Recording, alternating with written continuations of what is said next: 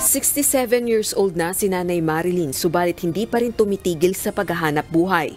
Kumakayod siya sa kabila ng katandaan, hindi para sa kanyang sarili kundi para sa mga mahal sa buhay. Subalit kung may pagkakataon at mas makakaluwag sa pinansyal na aspeto, gusto rin itong makapamasyal. Mamasyal, siyempre. Yan ang gustong-gusto ko. Katulad niyan, uwi ako ng Bisaya. Bohol, 1 month ako. 1 week lang ako. Dahil iniisip ko rin sila dito. Sa House of Representatives, inihain United Senior Citizens Party List Representative Milagros Aquino Magsaysay ang House Bill No. 10362, isang panukalang naglalayong makapagtayo ng Senior Citizens Daycare Center sa bawat barangay. Center-based facilities ito na magkakaloob ng daytime na mga serbisyo sa mga 60-year-old pataas. Kung maisa sa batas, kabilang sa probisyon nito ang pagkakaroon ng socialization activities para sa mga elderly, kabilang na ang day field trips o outings na ibig ding magawa ni Nanay Marilyn.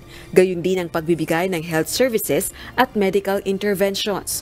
Ang mga lokal na pamahalaan naman ang magiging responsable sa operasyon at pangasiwa nito. Gayunman ang ibang kababayan, hati ang pananaw kaugnay ng panukala.